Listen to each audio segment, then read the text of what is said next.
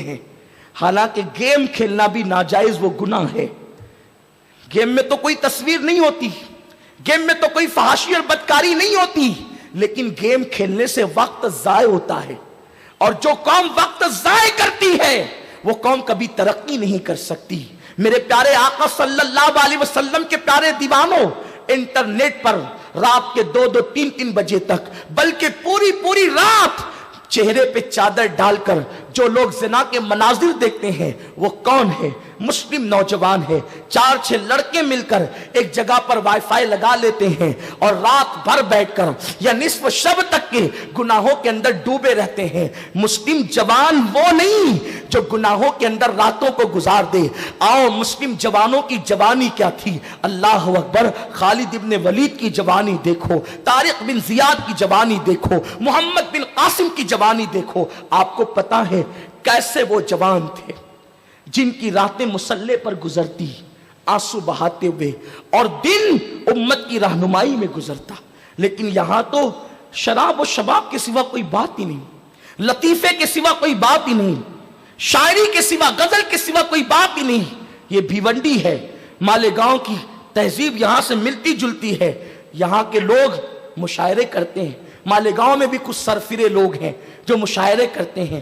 اگر ادبی مشاعرہ ہو تو مجھے کوئی اعتراض نہیں کہ ٹھیک ہے، ادب اور ادیبوں سے اپنا بھی لگاؤ ہے، لیکن اب تو باضابطہ طور پر شاعرات کو بلایا جاتا ہے اور وہ میک اپ کر کے آتی ہے اور ایسی غزلیں پڑھتی ہے جس سے نوجوانوں کی شہوات اور نفسانی خواہشات بھڑکتی ہے۔ آقا کریم صلی اللہ علیہ وسلم کے غلاموں، میں تم سے پوچھنا چاہتا ہوں، جو قوم تباہی کے دہانے پر پہنچ گئی ہو، کہ وہ قوم اب بھی شاعری میں، شباب میں اور شراب میں ڈوب جائے گی؟ ذرا احساس تو کرو، اور یہ مت سمجھنا ہندوستان میں رہ کر جو تم کو 3 مرتبہ پیٹ بھر کے کھانا مل رہا ہے اور نرم گدے پر تم راتیں گزار رہے ہو، یہ دن ہمیشہ رہیں گے۔ یاد رکھنا، گناہ کرنے والوں کو بہت دن تک آرام کی زندگی نہیں ملتی۔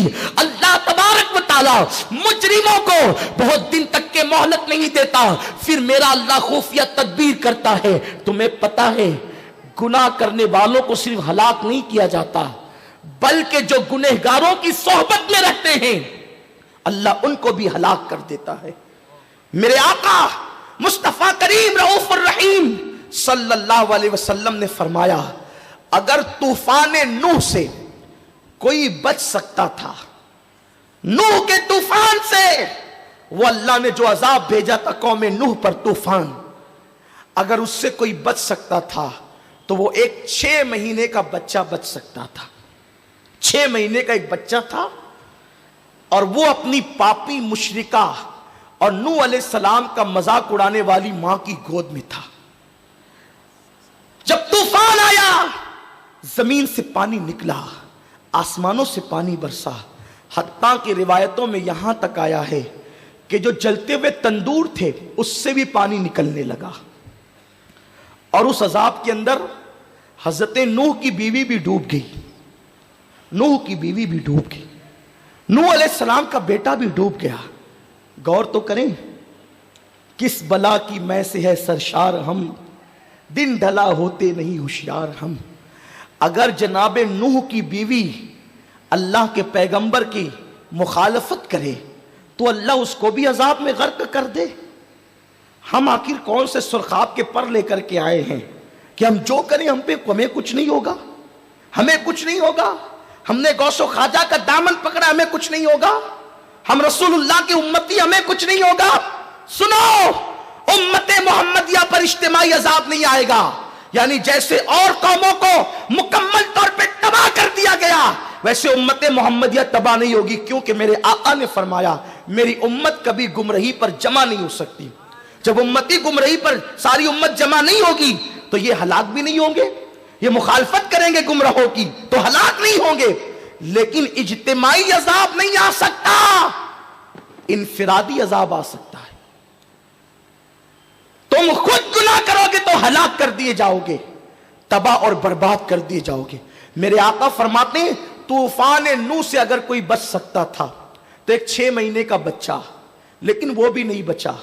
ایک ماں جو جناب نوح کی نافرمان تھی، ان کا مذاق اڑانے والی اور قوم نوح کا ساتھ دینے والی تھی، وہ اپنے بچے کو گود میں لے کر کے بھاگی اور ایک ٹیلے پر چڑھ گئی، پانی وہاں تک پہنچا، اس کے گود میں بچہ تھا۔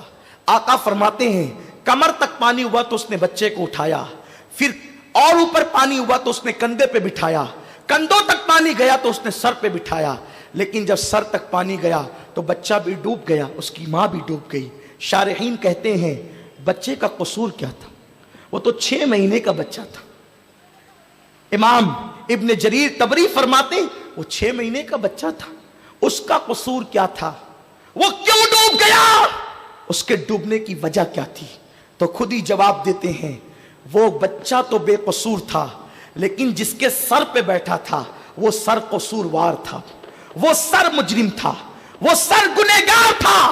تو گنہگار کی کہ وجود سے اس کا جسم مست تھا، اس لیے اللہ نے اس کو بھی غرق کر دیا۔ مجھے بتاؤ میرے پیارے آقا صلی اللہ علیہ وسلم کے دیوانوں، ایک 6 مہینے کا بچہ ایک مجرمہ کی گود میں ہو، اس کے سر پہ ہو، اس کے کندھے پہ ہو، تو اللہ اس بچے کو بھی عذاب میں گرفتار کرتا ہے۔ اور ہم تو کن جرائم کی طرف جا رہے ہیں؟ اللہ اکبر! جن جرائم کو، بلکہ جس جرم کو آقا نے ام الخبائث کہا ہے، آپ جانتے ہیں آقا کریم رؤوف الرحیم صلی اللہ علیہ وسلم فرماتے ہیں کہ میرے اللہ نے مجھے بیان کیا اور میرے اللہ نے مجھ سے یہ کہا، مجھے اپنے عزت و جلال کی قسم، مجھے میری کبریائی کی قسم، اے محبوب تیرا کوئی امتی جتنا شراب پیے گا، جتنی مقدار میں شراب پیے گا، اتنی ہی مقدار کے اندر میں اس کو جہنمیوں کا پیپ پلاؤں گا۔ اور اللہ عز و جل نے فرمایا حبیب جو تیرا کوئی امتی شراب جتنی مقدار میں پیے گا، میں اتنی مقدار میں اس کو جہنمیوں کا پیپ پلاؤں گا اور اس پر جنت کی خوشبو کو بھی حرام کر دوں گا۔ میرے آقا صلی اللہ علیہ وسلم کے پیارے دیوانوں، یہ کون کہہ رہا ہے؟ یہ وہ رحمتیں تمام کہہ رہا ہے جو پوری رات تک کے امت کی مغفرت کے لیے دعا کرتے رہے۔ لوگوں آج ہمیں نشے کی طرف لے جایا جا رہا ہے، ہمارے چھوٹی عمر کے جوانوں کو نشے کی طرف لے جانے کی کوشش کی جا رہی ہے۔ یاد رکھو حضرت سیدنا عثمان غنی، عثمان ذو النورین رضی اللہ تعالیٰ عنہ ارشاد فرماتے ہیں ایک نوجوان ایک عورت کے ہاتھ لگ گیا، اور جب اس کے ہاتھ لگا تو اس عورت نے اس جوان کو پکڑ لیا، اور پکڑنے کے بعد اس کو کہا دیکھو یا تو تم میرے بت کو سجدہ کرو، یا تو تم میرے بچے کو قتل کرو، یا پھر تم شراب پیو۔ حضرت عثمان ذو النورین کہتے ہیں وہ جوان نے سوچا بت کو سجدہ کرنے سے مشرک ہو جاؤں گا، ایمان چلا جائے گا، اور فرماتے ہیں حضرت عثمان غنی اس جوان نے سوچا بچے کا ناحق قتل کروں گا تو یہ قتل بھی جنت سے محروم کر دے گا، سب سے چھوٹی چیز شراب ہے، چلو شراب کے چند گھونٹ پینے سے جاتا کیا ہے۔ اس جوان نے شراب کا ایک پیالہ پیا اور دوسرے کا مطالبہ کیا، دوسرا پیا تو تیسرے کا مطالبہ کیا، حتیٰ کہ شراب کے نشے میں بد مست ہو گیا، اور جب وہ شراب کے نشے میں ڈوب گیا تو اس وقت اس عورت نے اللہ اکبر اس سے اپنے آپ سے زنا بھی کروایا، بچے کا قتل بھی کروایا، اور اپنے بت کو سجدہ بھی کروایا۔ میرے آقا صلی اللہ علیہ وسلم کے دیوانوں، میں آپ سے پوچھنا چاہتا ہوں یہ شراب ام الخبائث ہے، یہ تباہی اور بربادی کے دہانے پر لے جانے کی چیز ہے۔ نشہ اللہ اکبر ہمارے جوانوں کو تباہی کے دہانے پر پہنچا رہا ہے۔ آئیے اپنے آقا کریم کی امت کو گناہ سے بچانے کے لیے آج ہم عہد کریں۔ حالانکہ یہ نیا سال ہمارا نیا سال نہیں ہے، شریعت عیسوی منسوخ ہو چکی ہے، لیکن اگر عرف میں پہچان کے لیے کوئی اس کو نیا سال کہتا ہے تو ٹھیک ہے، کوئی بات نہیں۔ اگر یہ نیا سال لوگوں کے درمیان شروع ہو رہا ہے تو ہم عہد کریں یا رسول اللہ ہم آپ کے ساتھ تجدید وفا کرتے ہیں، عہد وفا کرتے ہیں، اور جو عہد وفا کیا تھا اس کی تجدید کرتے ہیں۔ یا رسول اللہ نہ ہم خود گناہ کریں گے، نہ آپ کے کسی امتی کو گناہ کرنے دیں گے۔ میرے آقا ارشاد इरशाद फरमाते हैं, जो किसी मेरे उम्मती को गुनाह से बचा लेता है गोया वो इस्लाम को नई जिंदगी अता करता है। अल्लाह अकबर। और नशे में नौजवान इतने डूबते जा रहे हैं कि अल्लाह अकबर, मुस्लिम आबादी के अंदर नशा आवर चीजें फरोख्त की जा रही है। मंसूबा बंद तरीके से मुस्लिम नौजवानों को नशे का आदी बनाया जा रहा है। मैं वालिदैन से कहूंगा, बिलखुसूस कॉलेजों के अंदर जासूस छोड़े जा रहे हैं, यूनिवर्सिटियों में जासूस छोड़े जा रहे हैं कि मुसलमानों का कौन सा बच्चा है जो पढ़ लिख करके तरक्की कर सकता है, बुलंदी पर जा सकता है, और वो अल्लाह अकबर कौम की किस्मत के सितारे को अल्लाह अकबर ओजे सुरैया तक जो है वो ले जाने की कोशिश कर सकता है। ऐसे नौजवानों को दो चीजों में मुलव्विस किया जा रहा है, मुल्क की दहशतगर्द और फिरका परस्त तंजीमें उन नौजवानों के दरमियान लड़के भी भेजते हैं और लड़कियां भी भेजती है। खास तौर पर मेरे जो नौजवान यूनिवर्सिटी और कॉलेज में पहुंचकर सोचते हैं कि हमने कॉलेज और यूनिवर्सिटी में पहुंच गए तो अब हम गोया के कोई तीसरी मखलूक हो गए हैं, हमें इन लोगों से क्या लेना, ये लूम चलाने वाले बैकवर्ड हैं, ये अल्लाह अकबर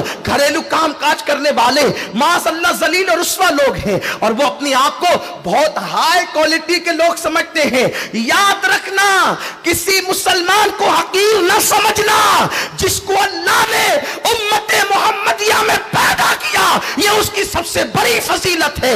जिसको कुरान में अल्लाह ने या अय्युहल्लज़ीना आमनू का खिताब अता फरमाया, उनसे बढ़कर के वीआईपी कौन होगा, उनसे बढ़कर अजमत वाला कौन होगा, उनसे बढ़कर बुजुर्गी वाला कौन होगा। मेरे आका सल्लल्लाहु अलैहि वसल्लम के दीवानों, तो मेरी कौम के कुछ नौजवान अपने आप को रोशन ख्याल तसव्वुर करते हैं। ये रोशन ख्याली नहीं, ये फिक्र की तारीकी है, ये फिक्र का बोदापन है।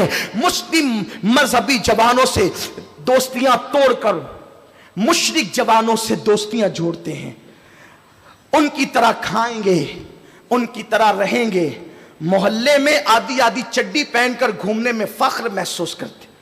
ओ बदबख्तों, अल्लाह के हबीब सल्लल्लाहु ताला अलैहि वसल्लम ने इरशाद फरमाया कि जब जब काफिर, जो तुम दोस्त बनाते हो ना काफिरों को दोस्त मत बनाओ। जब जब तुम्हें अच्छाई पहुंचेगी तो काफिर को बुरा लगेगा, जब तुम्हें खुशी होगी तो उसको गम होगा, और जब तुम्हें गम होगा उसे खुशी होगी। काफिर कभी मोमिन का दोस्त नहीं हो सकता। अल्लाह पाक कुरान में फरमाता है, वलन तरदा अनकल यहूद वलन नसारा हत्ता तत्तबिया मिल्लतहुम। यहूदी और नसरानी तुमसे कभी ये कुफ्र की दुनिया खुश नहीं हो सकती जब तक कि तुम खुद इनका मजहब इख्तियार न कर लो। तुम उनसे दोस्ती करके ये सोचते हो हम रोशन ख्याल है, ये ख्यालात की तारीकी है, तारीकी। अल्लाह रब्बुल इज्जत ने काफिरों की मोहब्बत और मवद्दत से मना फरमाया। जरूरत के मुताबिक जैसे काम के लिए किसी से सामना पड़ता है बस उतना, उनको दोस्त मत बनाओ। दोस्त तो कहते हैं जिससे मोहब्बत की जाए, जिससे प्यार किया जाए, और जब दोस्ती होती है तो फिर उनके त्योहारों में भी जाते हो। मुशरिकीन के त्योहारों में मुस्लिम नौजवान जाते हैं और अपने हाथों के अंदर गंडे बंधवाते हैं। मैं उसका नाम नहीं लूंगा, आपको पता है। दोस्त की बहन भी दोस्त बहन हो गई और उसके हाथों से राखियां बंधवाई जाती है। यह कुफ्र है, इसलिए कि यह शियार कुफ्र है, इसलिए फुकहा ने फरमाया कुफ्र है। हजरत मुजद्दिद अल-फसानी शेख अहमद सरहिंदी रहमतुल्लाह अलैह फरमाते हैं, जो मुशरिकीन के त्योहार में जायज समझकर शिरकत करे यह भी कुफ्र है।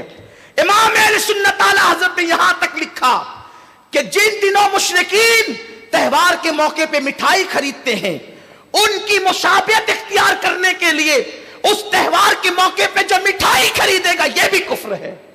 ईमान और कुफ्र में इतना बारीक और कमजोर रिश्ता है। जैसे आटे से बाल निकल जाता है खबर नहीं होती, वैसे दिलों से ईमान निकल जाता है। मुशरिकीन के त्योहार के मौके पर उनसे मुशाबियत इख्तियार करते हुए मिठाई खरीदना कुफ्र है। तो ये जो नाच रहे हो ये क्या है, ये जो म्यूजिक बजा रहे हो ये क्या है, یہ جو شراب کی محفلیں سجا رہے ہو یہ کیا ہے؟ یہ جو پٹاخے پھوڑ رہے ہو یہ کیا ہے؟ ارے جو مذہب مصطفیٰ جان رحمت کی میلاد کے موقع پر پٹاخے پھوڑنے کی اجازت نہیں دیتا، وہ 31 نائٹ کو پٹاخے پھوڑنے کی اجازت کیسے دے سکتا ہے؟ جو مذہب مصطفیٰ جان رحمت کی ولادت کی خوشی کے موقع پر، حضور کی ولادت کا ذکر اس لیے کر رہا ہوں کہ مسلمانوں کا سب سے بڑا تہوار عید سے بھی